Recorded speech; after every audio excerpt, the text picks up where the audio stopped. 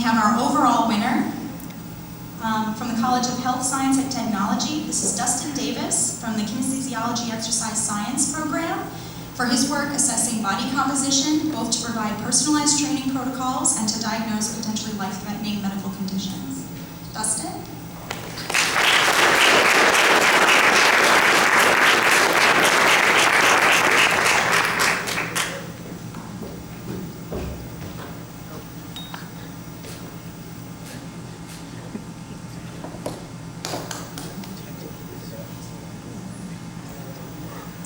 Dustin is going to stay and give us his presentation on his award-winning research.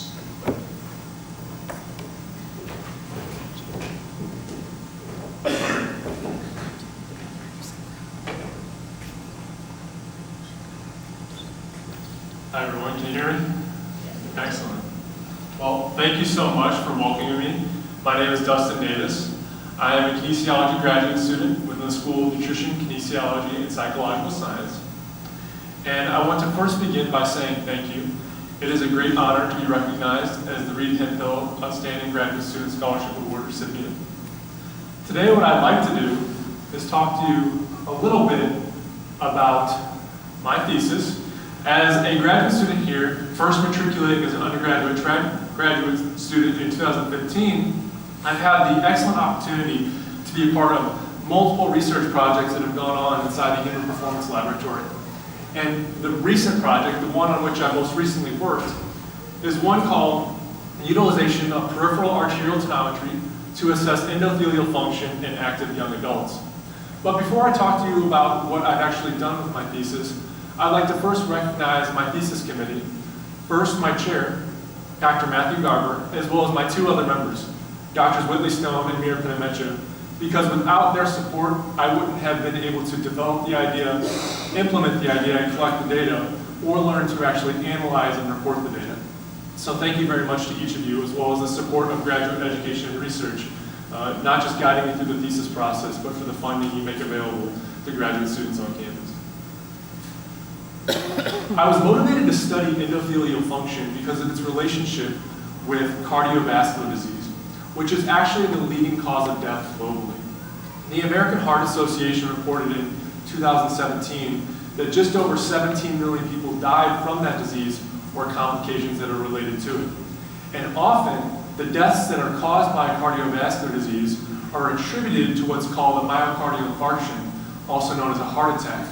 And this occurs when there is some sort of blockage that occurs in an artery that carries oxygenated blood to part of the heart tissue.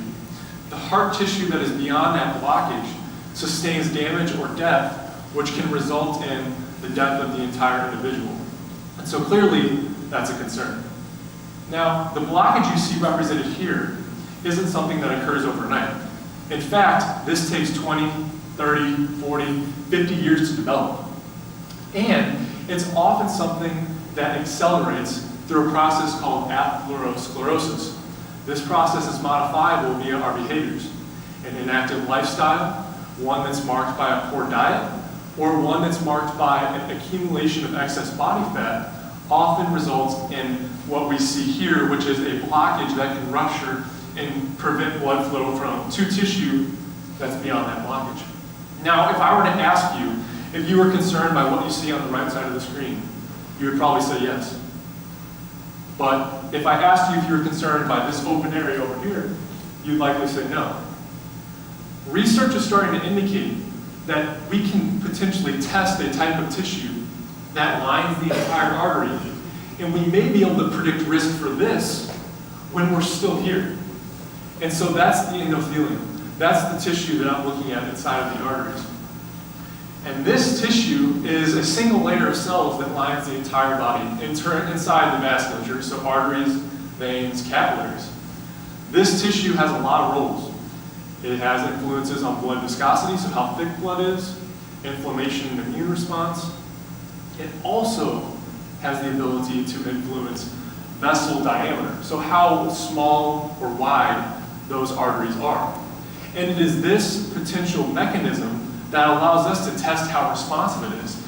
And so one way in which the endothelium creates differences in vessel size is via the release of nitric oxide, which is a small molecule that is released in response to what is called shear stress. So when blood flows through arteries, it creates a dragging force on the inside of those tubes.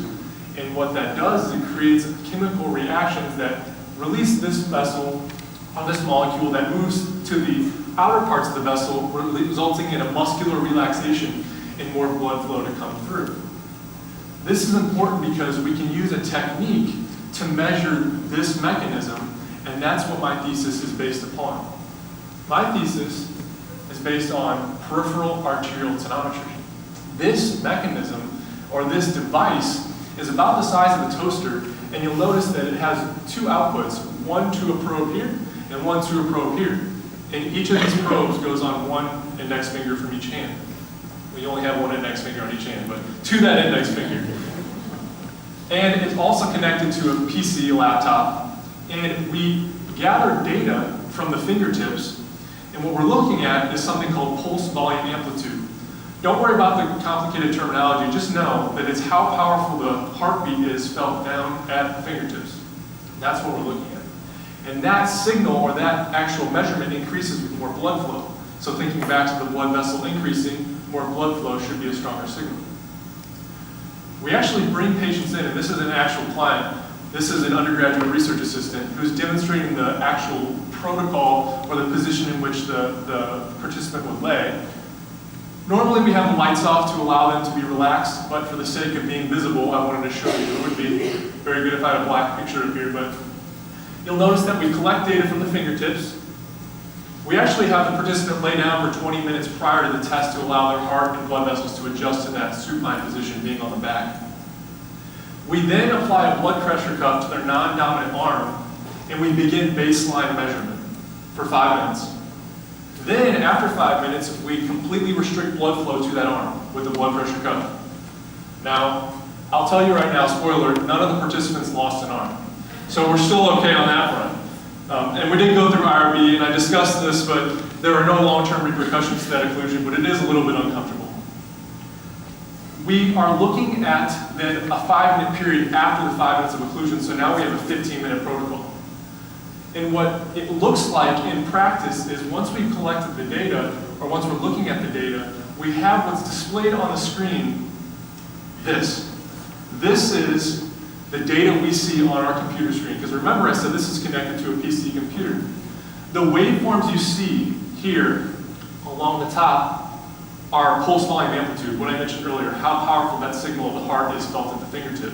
Now, these are images provided by the manufacturer, 2 separate tests. On your left and your right, you have 2 separate tests. But the tests are going to show both the arm in which blood flow was occluded or restricted, and the arm in which the person did not have the restrictions of the opposite arm. So bottom, dominant arm, top, non-dominant arm. And what we see is on the left side of both of these, your left side, there is a period, like I mentioned, of pre-assessment, period of occlusion, and period after occlusion. And what you'll notice on the left is that this signal is much larger after occlusion. That's because we expect that after this blue highlighted period of restriction of blood flow, that those vessels beyond the restricted part are going to be opening up and demanding blood because your tissues need oxygen to survive.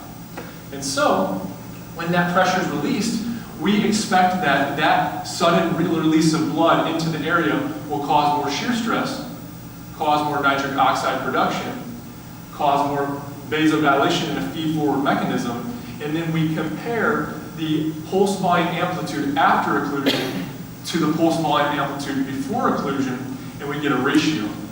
And that ratio is called the reactive hyperemia index. And that is supposed to indicate how well the endothelium responds to, or how well what's its health, what is the functionality of that endothelium. Now, I use this technique in resistance-trained athletes on this campus. I sampled a resistance-trained population, and I wanted to see if there was a relationship between amount of weight lifted on a standard barbell bench press, as well as see if there were differences between males and females who were resistance training. So my total sample was 13 individuals. And this LNRHI up here, by the way, is the reactive hyperemia index that's modified a little bit with a natural log formation, but that's not too important. What is important is that we know these individuals truly represented this movement or this adaptation to resistance training, because if you'll notice, males, the 8 males, could lift about 323.1 pounds, plus or minus the standard deviation, and they could lift about 1.5 times their body weight. So they're pretty strong. These aren't adaptations that occur overnight. They require training. And then also the females were able to lift a little bit over 128 pounds, plus or minus the standard deviation. It was about 0.85 times their body weight. So not as strong relatively. This is going to indicate how strong they are compared to their own body weight. And we can see that the males were a little bit stronger.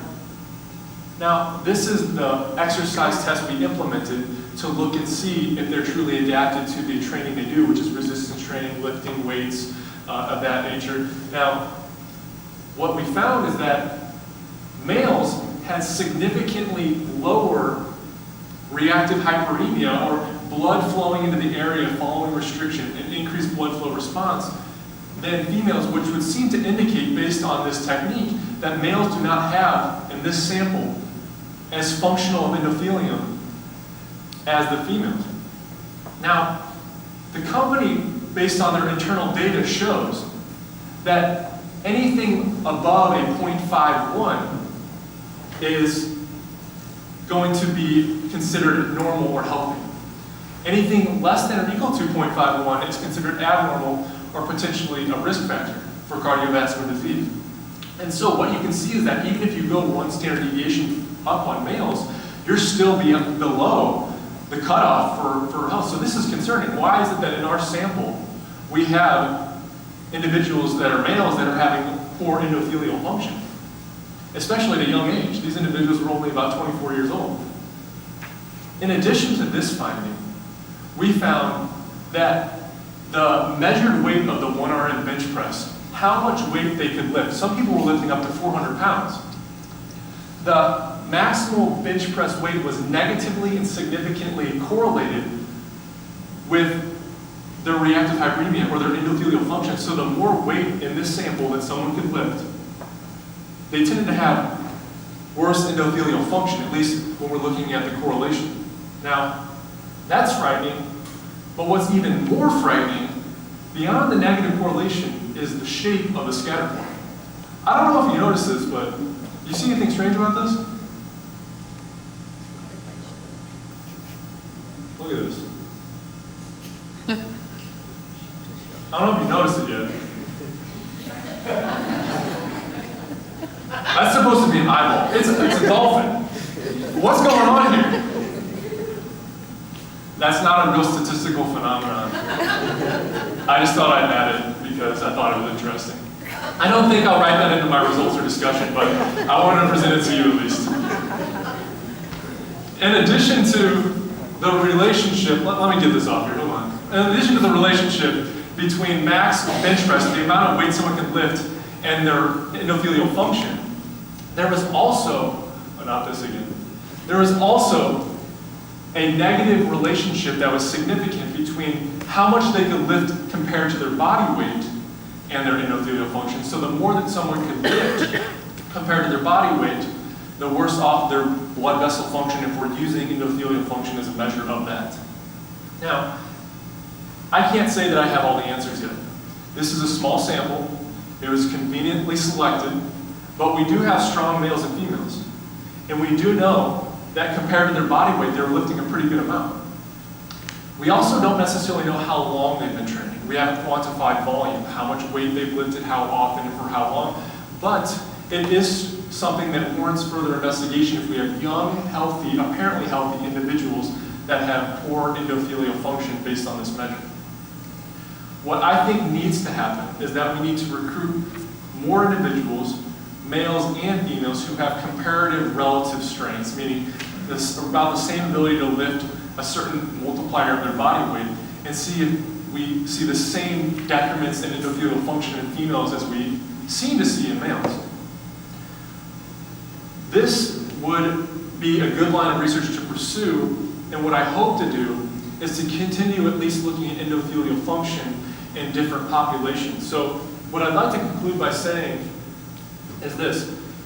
UCM, across the time I've been here, first as an undergrad, as I mentioned, in 2015, then since beginning graduate study in 2017, has been a place that has offered me extraordinary opportunity, not just to be engaged in the classroom, but to learn practical skills that I can apply in a laboratory setting. And so I'm incredibly grateful to what UCM has offered me as a student and as a growing professional. And I plan to carry these techniques I've learned and these excellent experiences forward with me to the University of Nevada, Las Vegas, where I'll be getting my doctoral work in this fall. So thank you to UCM, thank you to Graduate Education and Research, my committee, the administrators, the staff, the faculty on this campus who make possibilities just endless for students like me. So thank you again for letting me come up here and speak to you today. I appreciate it.